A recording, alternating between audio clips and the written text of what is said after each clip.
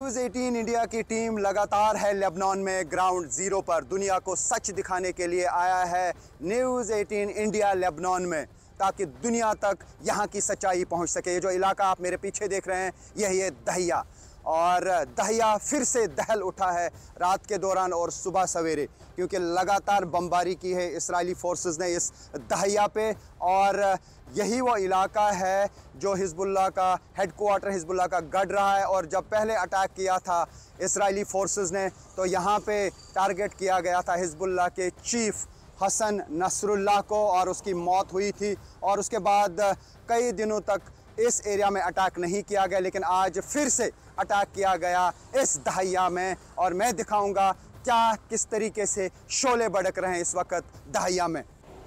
ये आप देख सकते हैं किस तरीके से शोले भड़क रहे हैं दहिया में। ये दहिया का आज रात का अटैक है जो इस्राएली फोर्सेस ने लगातार इस पे एयर स्ट्राइक्स की, बमबारी की। और ये कहा जा सकता है कि इस्राएल दहिया को पूरी तरह से तबाह करना चाहता है, क्योंकि हिजबुल्लाह का गढ़ रहा है ये दहिया। यहाँ पे हिजबुल्लाह के टॉप कमांडर्स रहते थे, और अब ये फिर से जल रहा है। दहिया इलाके पे फिर से इस्राएली फोर्सेस ने अटैक किया। रात के दौरान भी बमबारी हुई, सुबह सवेरे बमबारी हुई, और इस वक्त शोले भड़क रहे हैं दहिया में। दहिया फिर से जल रहा है, और न्यूज़ 18 इंडिया की टीम है बिल्कुल दहिया में, ताकि दुनिया को हम यहाँ की जंग की असर सूरत हाल दिखा सकें। सच दिखाने के लिए आया है न्यूज़ 18 इंडिया लेबनान में, और जा रहा है रियल ग्राउंड ज़ीरो पर। इस वक्त जल रहा है फिर से दहिया। दहिया वही इलाका है जो लेबनान में वो जगह है जहाँ पर हेडक्वार्टर था हिजबुल्लाह का, और जब पहला अटैक इसराइल की तरफ से हुआ वो इसी पे हुआ। और उस अटैक में मौत हुई हसन नसरुल्लाह की, जो हिजबुल्लाह के चीफ कमांडर थे। और उसके बाद कई कमांडर्स को टारगेट किया गया।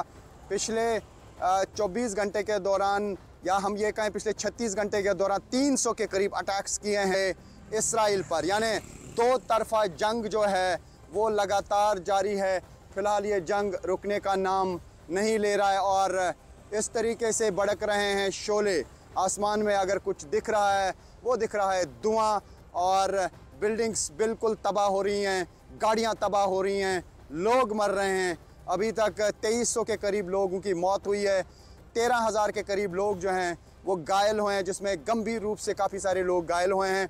हॉस्पिटल्स में मेडिसिन की शॉर्टेज पड़ रही है, कई फार्मेसीज़ बंद कर दी गई हैं, कई जगहों पे फाइनेंशियल क्राइसिस अब शुरू हो गई हैं। हालांकि रिलीफ भी आने लगा है सऊदी अरबिया से, कुवैत से, कतर से।